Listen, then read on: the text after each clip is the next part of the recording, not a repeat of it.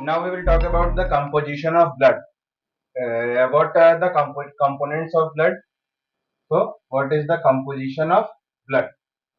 तो पहला अगर composition में हम head part पे बात करेंगे, तो पहला आपका है प्लाज्मा पार्ट आता है। दूसरा पार्ट जो है वो आपका सेलुलर एलिमेंट है, ये कॉर्पसल पार्ट है। ठीक है, तो प्लाज्मा पार्ट जो रहता है वो 55 to 60% प्रेजेंट रहता है, और आपका जो सेलुलर एलिमेंट रहता है वो आपका 40 to 45% रहता है। ठीक है, जब हम प्लाज्मा पार्ट का बात करेंगे तो ये जो भी आपका जो ब्लड मोशन पे रहता है वो प्लाज्मा पार्ट की वजह से रहता है।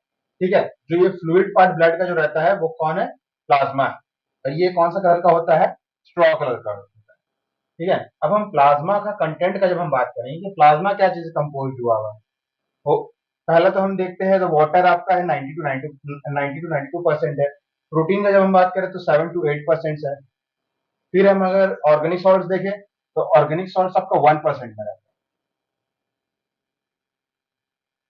ठीक है, और अदर सब्सटेंसेस जो है वो ट्रेसेस में आता है। ठीक है, तो प्लाज्मा क्या हुआ? एक फ्लूइड पार्ट है जो कि स्ट्रॉ कलर्ड बोल सकते हैं। कंटेंट क्या? वाटर 90% इसका कंटेंट होता है। प्रोटीन जो है 7 to 8% है। इनऑर्गेनिक सॉल्ट है 1%, और अदर सब्सटेंसेस क्या चीज में? ट्रेसेस में। अब हम इनऑर्गेनिक सॉल्ट का जब हम बात करते हैं तो हो सकता है सोडियम क्लोराइड हो, सोडियम बाइकार्बोनेट हो। ठीक है, और अगर हम अदर सब्सटेंसेस का ट्रेसेस का जब हम बात करें तो इसमें आपका आ सकता है न्यूट्रिएंट पार्ट्स, जो भी न्यूट्रिएंट्स हम जो खाते हैं, जो मतलब कि डाइजेस्ट होकर जो हो रहा है, न्यूट्रिएंट्स आ सकता है, हॉर्मोन्स हो सकता है,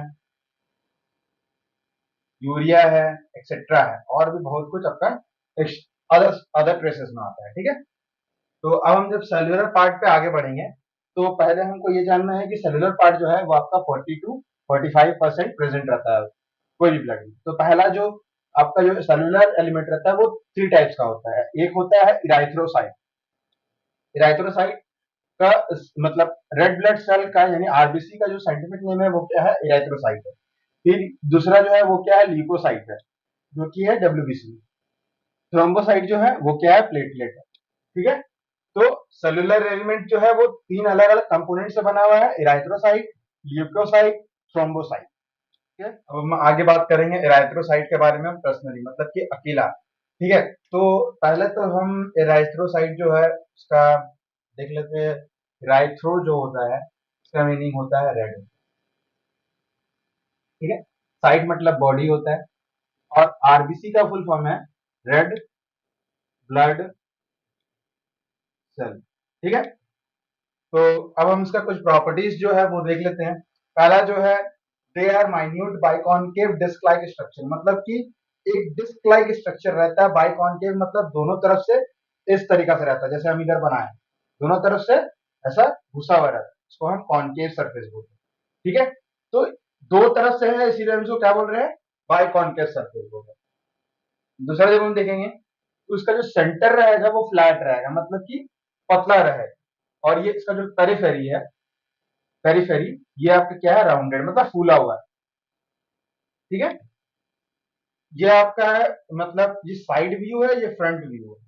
ठीक है, तो पहला था कि minute biconcave disc like structure. दूसरा बात ये है कि फ्लैट है at the centre and the rounded with in the periphery. ठीक है, अब हम आगे जब इसका साइज की बात करेंगे तो ये 7 माइक्रोन होता है इसका साइज, और बोथ साइड कॉनकेव कॉनकैविटी, मतलब कि दोनों साइड से ऐसे घुसा हुआ होता है। ठीक है, तो इरेथ्रोसाइट क्या है? Minute biconcave disc like structure है। इसका जो सेंटर रहता है वो फ्लैट रहता है और राउंडेड रहता है पेरिफेरी की तरफ, और अबाउट 7 माइक्रोन क्या रहता है? इसका साइज रहता है। बोथ साइड क्या रहता है? कॉन्केविटीज रहता है। अब हम बात करते हैं कि ये फॉर्म कहाँ पर होता है। हमारा बॉडी में जो लॉन्ग बोन्स होता है, मान लीजिए रिब हो गया या आपका फीमर हो गया, हिप हिप बोन जिसको बोलते हैं, वहां पर ये फॉर्म होता है। और अगर हम बेबीज में देखेंगे तो मतलब कि लगभग पूरा बॉडी में जितना भी मतलब सभी बोन में ये फॉर्म होता है। तो बोन मैरो में इसका साइट ऑफ फॉर्मेशन है।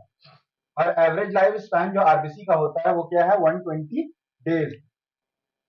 और एक और बात इसमें है कि जो मेजर नहीं रहता है उसमें न्यूक्ली होता है, मतलब कि जो अभी मेजर नहीं हुआ आरबीसी, जो अभी लायक नहीं हुआ ऑक्सीजन कैरी करने का, कार्बन डाइऑक्साइड को एग्जिट करने का, उसमें क्या रहेगा, न्यूक्ली रहेगा। और जैसे जैसे ये मेजरिंग की तरफ जाता है इसका जो न्यूक्ली होता है वो एब्सेंट हो जाता है, मतलब कि ये अपना जो न्यूक्ली होता है उसको लॉस कर देता है। ठीक है, अब हम देखेंगे डिस्ट्रॉयड, मतलब कि कहां पर ये इसको मतलब कि खत्म किया जाता है। तो हमारा जो स्प्लीन है वो एक क्या है, लिम्फेटिक सिस्टम का एक लिम्फेटिक ऑर्गन है, उसमें इसको खत्म किया जाता है। दूसरा है आपका लिवर है। तीसरा जो है आपका वो बोन मैरो। ठीक है, तो ये सब कहा वहां पर उसको डिस्ट्रॉय किया जाता है, विद इन 20 डेज के बाद वहां पर डिस्ट्रॉय कर दिया जाता है। फिर जो जैसे कि जो हमको पता है कि आपका आरबीसी में आयरन पार्ट कुछ रहता है, तो इसका आयरन पार्ट जो है वो लीवर अपने अंदर स्टोर करता है, फिर एक्सक्रीट कर देता है बिलीरुबिन के फॉर्म में। ओके, और एक और बात है रेड ब्लड सेल के बारे में कि इसमें नो न्यूक्लियस, मतलब कि न्यूक्ली नहीं होता है। किस लिए नहीं होता है, क्योंकि मान लीजिए कि अगर ये सेल ऐसा है, ऐसा है, ये ऐसा है, इसमें न्यूक्लियस है, और ये एक सेल है जिसमें न्यूक्लियस है, तो इसमें आपका जो ऑक्सीजन कैरिंग कैपेसिटी रहेगा वो कम रहेगा और इसमें ज्यादा है। तो न्यूक्लियस कम होने की वजह से मोर ऑक्सीजन कैरिंग कैपेसिटी, मतलब कि ज्यादा ऑक्सीजन अपने साथ कैरी कर सकता है। नेक्स्ट अगर हम बात करें तो माइटोकॉन्ड्रिया का, नो माइटोकॉन्ड्रिया, मतलब कि इसमें कोई भी मतलब रेस्पिरेशन कॉजिंग चीज होता ही नहीं है माइटोकॉन्ड्रिया। तो अब माइटोकॉन्ड्रिया नहीं है तो नो सेलुलर रेस्पिरेशन है, मतलब कि कोई सेलुलर रेस्पिरेशन नहीं होगा। अगर सेलुलर रेस्पिरेशन नहीं हुआ तो नो यूसेज ऑफ ऑक्सीजन, क्या, नो यूसेज ऑफ ऑक्सीजन, मतलब कि कोई ऑक्सीजन का यूसेज ही नहीं होगा। तो इससे क्या होगा कि आरबीसी बहुत ज्यादा इफिशियंट हो जाएगा, इसको ऑक्सीजन जो लिया गया है बॉडी बॉडी के द्वारा उसको टिश्यूज तक पहुंचाने हैं। ठीक है, तो नो माइटोकॉन्ड्रिया का यही फायदा है। और फिर और नो एंडोप्लाज्मिक रेटिकुलम, तीसरा जो एक पॉइंट है इंपॉर्टेंट में है, नो ईआर, मतलब कि एंडोप्लाज्मिक रेटिकुलम का क्या काम है, एक फ्रेमवर्क देना, किसको, सेल को एक फ्रेमवर्क देना। तो जब इसमें एंडोप्लाज्मिक रेटिकुलम में नहीं रहेगा तो कोई भी पतला पतला कैपिलरी से भी ये इजिली फ्लेक्सिबल होकर, मतलब कि दब दाब के कहीं से भी निकल के पार हो जाएगा। तो प्रोवाइड्स फ्लेक्सिबिलिटी। ठीक है, अब हम आपका हेमोग्लोबिन के बारे में बात करेंगे, जो कि एक पिगमेंट है जो कि किसमें प्रेजेंट रहता है, आरबीसी में। ठीक है, आरबीसीज में एक स्ट्रोमा प्रेजेंट रहता है, स्पॉन्जी बॉडी जिसको बोलते हैं, उसमें ये पिगमेंट रहता है जो कि रिस्पायरेटरी पिगमेंट भी बोलते हैं। तो हेमोग्लोबिन का आपका दो पार्ट होता है, एक होता है थायमिन। ठीक है, एक क्या है, थायमिन, जो कि एक आयरन पार्ट है, मतलब कि जो हम मतलब आयरन रहता है हमारा ब्लड में वो थायमिन पार्ट से आता है। और ग्लोबिन, ग्लोबिन आपका एक तरीका का प्रोटीन है। तो haemoglobin iron part plus protein part, तो ये क्या बना आपका, हेमोग्लोबिन। और अगर हम बात करें कि हेमोग्लोबिन ऑक्सीजन के साथ कैसे कंबाइन करता है, ऐसे तो इसका बहुत अच्छा मतलब कि आसानी से कंबाइन कर जाता है, लेकिन ये एक क्या रहता है, अनस्टेबल कंपाउंड रहता है, मतलब कि ये वापस रिवर्स हो सकता है। तो जब भी कोई नीडी टिश्यू के पास जाता है आरबीसी, जब ये कंपाउंड बना के तो उसको वो तुरंत दे देता है। ठीक है, और कुछ जो CO2 आपके जो टिश्यूज से निकल रहा है वो आपका हेमोग्लोबिन के साथ कंबाइन करता है, CO2 कार्बा अमीनो हेमोग्लोबिन बनाता है। ठीक है, फिर ये जाके लंग्स में CO2 को भी छोड़ देता है। ठीक है, लेकिन कुछ जो सीवियर केसेस है, मतलब कि मान लीजिए एक होता है कार्बन मोनोऑक्साइड पॉइजनिंग।